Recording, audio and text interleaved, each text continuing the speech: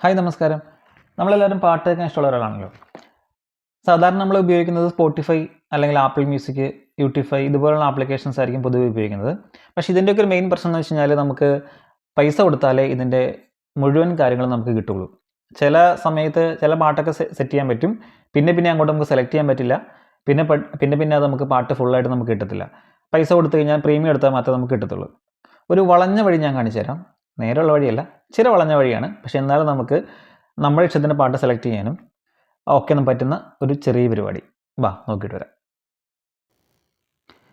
ഇതിനായിട്ട് നമ്മൾ ചെയ്യേണ്ടത്, നമ്മൾ നമ്മുടെ ബ്രൗസറിൽ പോവുക. അപ്പോൾ ആൻഡ്രോയിഡിലാണെങ്കിൽ ക്രോമിൽ, അല്ലെങ്കിൽ ആപ്പിളിലാണെങ്കിൽ സഫാരിയിൽ പോയതിന് ശേഷം നമ്മൾ യൂട്യൂബ് മ്യൂസിക് എന്ന സൈറ്റ് ഓപ്പൺ ചെയ്യുക. ആപ്ലിക്കേഷൻ അല്ല കേട്ടോ, നിങ്ങൾ ബ്രൗസറിൽ പോയതിന് ശേഷം സൈറ്റ് ഓപ്പൺ ചെയ്യുക. ഓപ്പൺ ചെയ്ത് കഴിഞ്ഞതിന് ശേഷം ശ്രദ്ധിക്കേണ്ട ഒരു കാര്യം, നിങ്ങളത് ഡെസ്ക്ടോപ്പ് മോഡിൽ ഓപ്പൺ ചെയ്യുക. ഡെസ്ക്ടോപ്പ് മോഡ് ഉണ്ടല്ലോ, അത് ക്രോമിലും സഫാരിയിലും ഒക്കെ ഉണ്ട്, അത് ഓപ്പൺ ചെയ്യുക.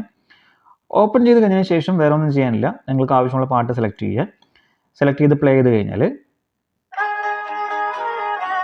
കണ്ടില്ലേ, നിങ്ങൾക്ക് ഡിസ്പ്ലേ ഓഫ് ചെയ്തിട്ട് നമുക്ക് ചെയ്യാൻ പറ്റും.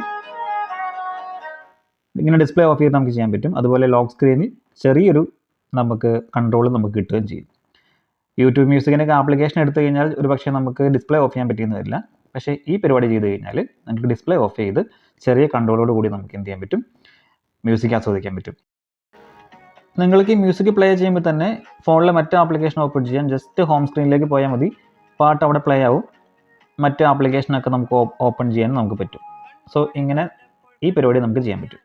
സംഭവം ഇത്തിരി വളഞ്ഞ വഴിയാണെങ്കിലും നമുക്ക് നമ്മുടെ ഇഷ്ടത്തിന് പാട്ട് സെലക്ട് ചെയ്യാൻ പറ്റും.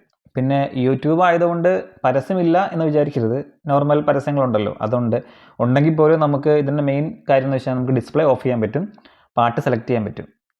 അപ്പോൾ ഒന്ന് ചെയ്തു നോക്കൂ. ഇഷ്ടപ്പെട്ടെങ്കിൽ കണ്ടിന്യൂ ചെയ്യൂ. ശരി എന്നാൽ, അപ്പോൾ വീണ്ടും കാണാം.